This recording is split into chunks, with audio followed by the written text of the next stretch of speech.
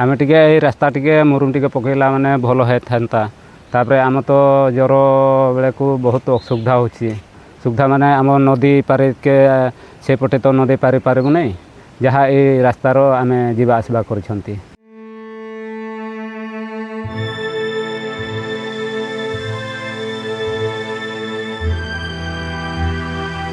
तथापि सरकार आमको चाहूना चाहूना हाँ ना बेसी जंगल कड़े रहीगल बोली सरकार आपण मन को देखी पाऊनी सरकार मैंने तो कौच कि हाँ हाँ करदेबा करदेबा करदेबा तो ए सुधा तो कर जंगल कूड़े रास्तार में जावास करुचे एगार जावास कष्ट मान तो अजस्र कादुआ गोटे पोल अच्छी से मालिश पाकर सेगा भी भांगी देती सेगा भांगी देते एठू चौतरी इे पारा बेले कहीं कादुआ केवल साइकेल जीव बाइक जीव ऑटो ना कार ना तीन चुका के जाई हेनी साढ़े केवल मोटरसाइकेल साइकेल से गोड़ी गोड़ी का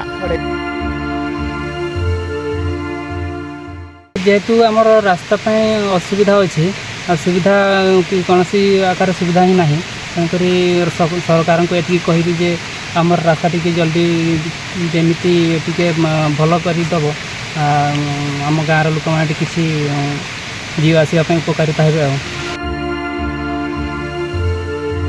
आम बहुत हराण हो गाँ को से आमर बालमा गाँ पर्यंत बहुत हराण हो एत कष्ट आम अच्छु जे सरकार आमको भी देखी पारना जे यही गाँव लोक केते कष्ट अच्छा भलर अच्छा ना खराब अच्छा आमर जदि कौन बसत जनकर देह असुस्थ हो गला माने ये रास्ता देखिकी साइकेल तो आसवा दूर कथा किंतु चार चकिया जान भी आसीपर ना से आम खटियार ताकू बोही आणिकी पूरा माणिकपुर पुल पर्यंत आम नहीं कि आसू से आम्बुलांस करके निया हुए बहुत असुविधार पड़ुंट लोक जहार देह खराब हो कि कौन कारणवशत से माने जीवास बहुत बाधाप्राप्त होती। आज गोटे एमती गोटे गाँ विषय आम वीडियो बनाऊे जो गाँ की जीवाई बहुत रास्तार बहुत असुविधा से गाँ है आमर बालमा ऊपर तालढिया बोली गोटे गाँ अच्छी से जीवाई बहुत सारा असुविधा से सामना करने को पड़ुची बालमा गाँटा गोटे नदी पारे की पड़ुची जोटा कि देवकुंड जो नदी आसी देव नदी पारेला आपण मैंने बालमा गाँ को पहुँची पारे बर्तमान कौन हो वर्षा सीजन रे नदी पूरा बन्या हो तेणुक से मैंने रास्ता नदी मध्यम रास्ता पार कर पारना तेणुक से गोटे बाईपास रे जीवा को पड़ुची सेटा हला अलमाईटला गोटे गाँ अच्छी से अलमाईटलाटा आपणकर पड़ज बड़खमण जीपीर आउ जो बालमा गाँ कथा मुझे कहूँ ऊपर तालढिया सेटा पड़ुची आपणकर कुंडाबाई जीपी रे तेणुक आज देखा ऊपर तालढिया गाँ को जीवाई हेले रास्तार सुविधा या असुविधा केमिति अच्छी सेटा मुझे आपण मानक देखेबी तो चलतु तो बर्तमान आम आसिकी पहुँची गले माणिकपुर गाँव में आउ माणिकपुर गाँव ही बालमा गाँ को जीवाई गोटे रास्ता अच्छी जोटा आपण मैंने देखिपुंट एवं मुझे ठियाई आ रास्तार आपण मैंने देखिपे रास्तार माने रास्तार हालत केमती अच्छी ये भाया यहाँ हूँ starting point you he start होती बालमा गाँ को जीवाई आउ अलमाईटला गाँ को जीवाई देखिपे रास्तार अवस्था केमती होते माने केते ये खाल होती यहाँ हूँ स्टार्टिंग पॉइंट चलते आम जा आगे आगू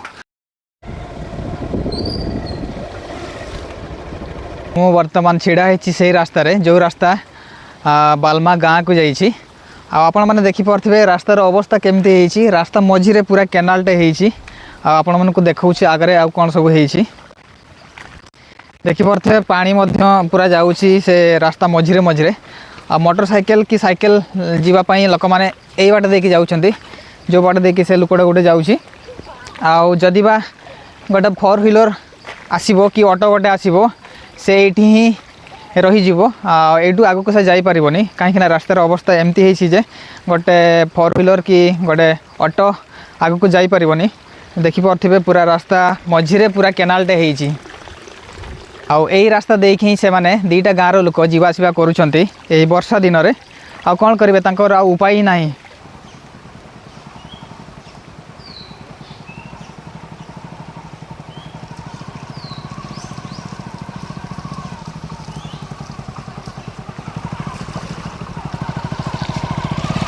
ଭାଇ ଆପଣଙ୍କ ନାଁ କ'ଣ? ମୋହନ ବାସ୍କେ। ଆପଣଙ୍କ ଗାଁକୁ ଯିବା ପାଇଁ ରାସ୍ତାର ବହୁତ ଅସୁବିଧା, ମାନେ ରାସ୍ତା ବହୁତ ଖରାପ ଦେଖାଯାଉଛି। ଆପଣମାନେ ସେଇ ରାସ୍ତା ଦେଇକି ଯିବା ଆସିବା କରୁଛନ୍ତି, ତା ନେଇକି କ'ଣ କହିବେ? ଆମେ ଟିକେ ଏଇ ରାସ୍ତା ଟିକେ ମରୁମ୍ ଟିକେ ପକେଇଲା ମାନେ ଭଲ ହେଇଥାନ୍ତା।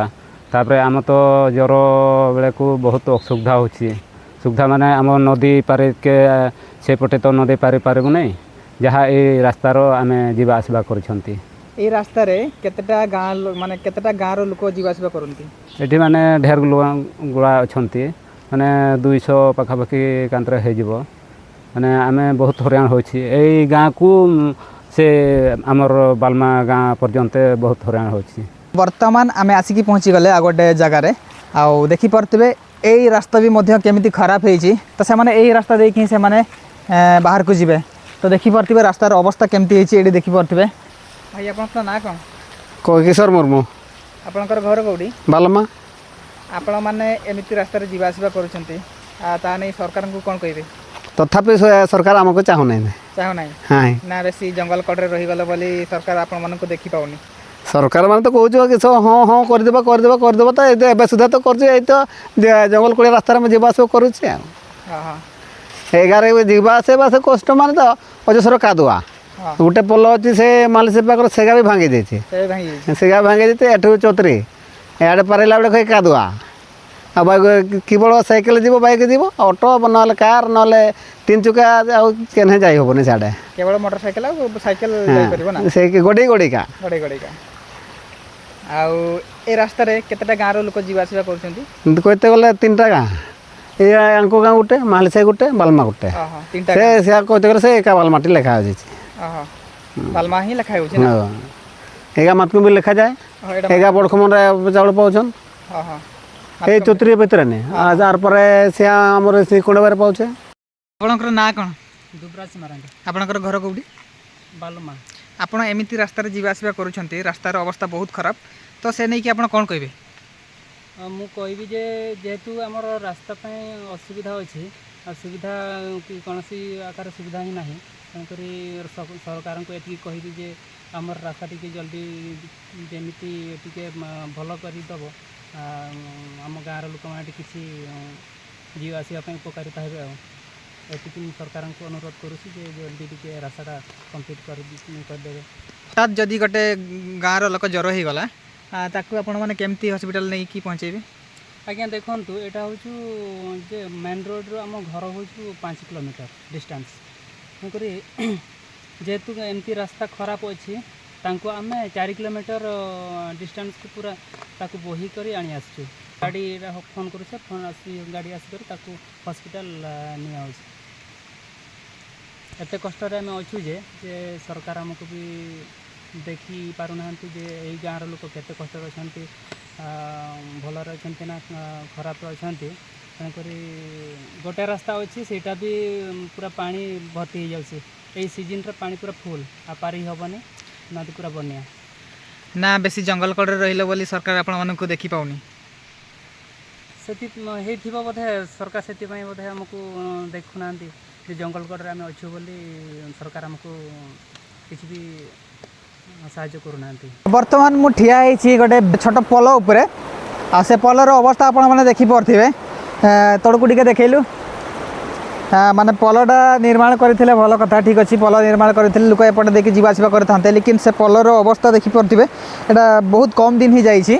ଆଉ କ'ଣ କହିବି, ସେଇଥିପାଇଁ ସେ ବାଲମା ଗାଁର ଲୋକମାନେ ବଡ଼ ଗାଡ଼ି ତାଙ୍କ ଗାଁ ଭିତରକୁ ପଶି ପାରୁନି, କି ବଡ଼ ଗାଡ଼ି ଥାଇକି ବି ସେମାନେ ଗାଁରୁ ବାହାରକୁ ନେଇ ଆଣିପାରୁନାହାନ୍ତି। ଏମିତି ଅସୁବିଧାରେ ପୁରା ଗାଁର ଲୋକମାନେ ସବୁ ଅଛନ୍ତି। ଭାଇ ଆପଣଙ୍କର ନାଁ କ'ଣ? ମୋ ନାଁ ହେଉଛି ଲସ ମୁର୍ମୁ। ଆପଣଙ୍କର ଗାଁ? ଆମର ଗାଁ ହେଉଛି ବାଲମା ଗ୍ରାମରେ ପଡ଼ୁଛି। ଆପଣ ଏମିତି ଖରାପ ରାସ୍ତାରେ ଯିବା ଆସିବା କରୁଛନ୍ତି, ତା ନେଇକି କ'ଣ କହିବେ? ଆମେ କହିବାକୁ ଚାହୁଁଛୁ ଯେ ଆମ ସରକାରକୁ ଆମେ ଯେଉଁ ଖରାପ ରାସ୍ତାରେ ଯିବା ଆସିବା କରୁଛୁ ସେଥିପ୍ରତି ଧ୍ୟାନ ଦିଅନ୍ତୁ। ତୁରନ୍ତ ଏଇ ଖରାପ ରାସ୍ତା କେରକ ମରାମତି ହେବ, ସେ ଅନୁସାରେ ସେମାନେ ବୁଦ୍ଧି ଖଟେଇକି ଆମକୁ ରାସ୍ତାଟା ତିଆରି କରିଦିଅନ୍ତୁ। ଏଇ ରାସ୍ତାରେ କେତେଟା ଗାଁର ଲୋକ ଯିବା ଆସିବା କରୁଛନ୍ତି? ଏଇ ରାସ୍ତାରେ ପ୍ରାୟତଃ 3ଟା ଗାଁର ଲୋକ ଯିବା ଆସିବା କରୁଛନ୍ତି। ଆଉ ଏଇ ରାସ୍ତାରେ ହିଁ ନିର୍ଭରଶୀଳ, ମାନେ ବର୍ତ୍ତମାନ ତ ପାଣି ବଢ଼ିଗଲା, ପୁଲ ବି କାମ ହେଇପାରିଲା ନାହିଁ, ସେମାନେ ତାଡ଼ି କରି ପଳେଇଛନ୍ତି, ସେ ମେସିନ୍ ଫେସିନ୍ ନେଇକି ପଳେଇଲେ। ଆଉ ମୁଖ୍ୟତଃ ଏଇ ରାସ୍ତା ହେଉଛି ଆମର ପୁରା ପର୍ମାନେଣ୍ଟ ରାସ୍ତା, ବର୍ଷା ସିଜନ୍ ପାଇଁ ଏପଟୁ ଆମେ ଯିବା ଆସିବା କରୁଛୁ।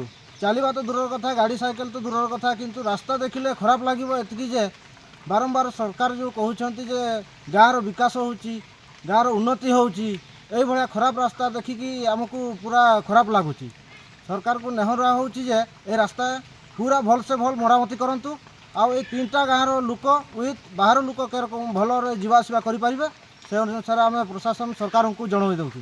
ଆମର ଯଦି କୌଣସି ବଶତଃ ଜଣଙ୍କର ଦେହ ଅସୁସ୍ଥ ହୋଇଗଲା, ଏଇ ରାସ୍ତା ଦେଖିକି ସାଇକେଲ ତ ଆସିବା ଦୂରର କଥା, କିନ୍ତୁ 4 ଚକିଆ ଯାନ ବି ଆସିପାରିବ ନାହିଁ। ସେଥିପ୍ରତି ଆମେ ଖଟିଆରେ ତାକୁ ବୋହି ଆଣିକି ପୁରା ମାଣିକପୁର ପୋଲ ପର୍ଯ୍ୟନ୍ତ ଆମେ ନେଇକି ଆସୁ, ସେଇଠୁ ସେ ଆମ୍ବୁଲାନ୍ସ କରିକି ନିଆ ହୁଏ। ବହୁତ ଅସୁବିଧାରେ ପଡ଼ୁଛନ୍ତି ଲୋକ, ଯାହାର ଦେହ ଖରାପ ହେଉଛି କି ଆଉ କୌଣସି କାରଣବଶତଃ ସେମାନେ ଯିବା ଆସିବା ବହୁତ ବାଧାପ୍ରାପ୍ତ ହେଉଛନ୍ତି।